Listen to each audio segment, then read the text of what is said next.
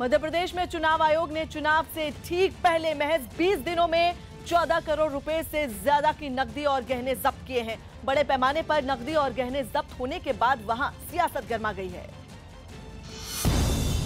और बीजेपी ने जब्त की गई रकम और गहनों को कांग्रेस का बताया और इसका चुनाव में इस्तेमाल किए जाने का शक जताया। कांग्रेस का तो आधार ही काला धन होता है, धन बल, बाहुबल, जातिवाद।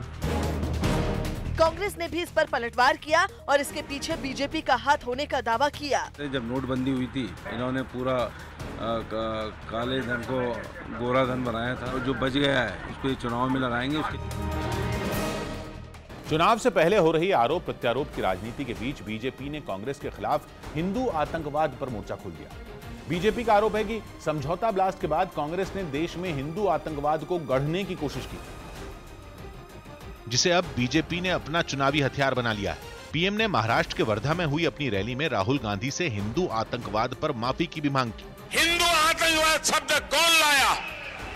हिंदुओं को आतंकवादी कहने का पाप किसने किया? पीएम से पहले अमित शाह ने भी न्यूज 18 के एजेंडा इंडिया में इस मुद्दे पर कांग्रेस को घेरा था। 5 साल पहले नकली हिंदू आतंकवाद की चर्चा देश में थी। आज पाकिस्तान के आतंकवाद की सरगना होने की चर्चा दुनिया में है।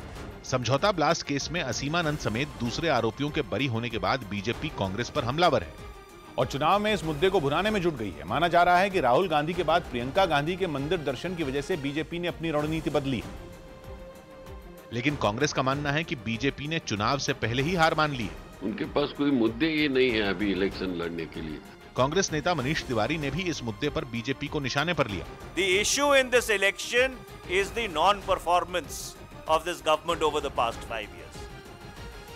उधर नागपुर पहुंचे एआईएमआईएम के अध्यक्ष असदुद्दीन ओवैसी ने हिंदू आतंकवाद पर मचे घमासान के बीच नाथूराम गोडसे को आतंकी बताते हुए प्रधानमंत्री नरेंद्र मोदी से जवाब मांगा। एक बात बता दो मोदी साहब, जिसने महात्मा गांधी के सीने में गोलियां मारी वो गोडसे टेररिस्ट था नहीं था? अगर टेररिस्ट था तो बोलो ना मोदी, फिर तुम इतना बोल क्यों नहीं सकते? लोकसभा चुनाव में रामपुर से बीजेपी उम्मीदवार जया प्रदा ने एक मंदिर के दर्शन किए। इस दौरान मंदिर में लोगों की भारी भीड़ जुटी रही। तमाम श्रद्धालुओं और बीजेपी समर्थकों के बीच जया प्रदा ने मंदिर में पूजा अर्चना की और जल चढ़ाया। इसके बाद रामपुर से समाजवादी पार्टी के दिग्गज नेता आजम खान के खिलाफ चुनाव लड़ रही जया प्रदा ने मैं हूं चौकीदार कार्यक्रम में शिरकत की, जहां उन्होंने आजम खान पर इशारों में निशाना साधा। आज मुझे इतना ताकत है कि अगर कोई मेरे सामने आके कुछ अभद्र नाम से भी बुलाए तो मुझे कोई परवाह नहीं है।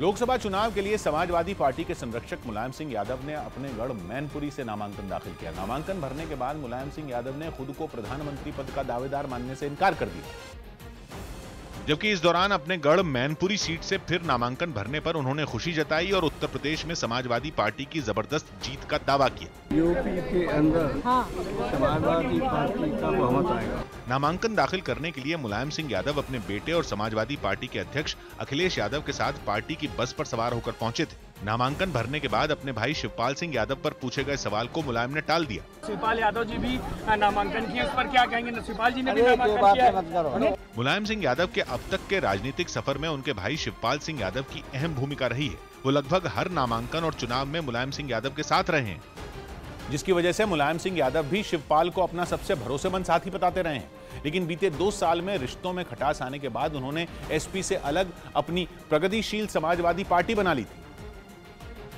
जिसका दर्द शिवपाल यादव के चेहरे पर भी झलका जब उन्होंने मुलायम सिंह के नामांकन में न जाने की वजह अपने व्यस्त कार्यक्रमों को बताया। हमारा भी चुनाव है, हम फिरोजाबाद से लड़ रहे हैं, नेताजी मैनपुरी से लड़ रहे हैं। हालांकि नामांकन से पहले शिवपाल यादव मुलायम सिंह से मिलने उनके घर इटावा पहुंचे थे।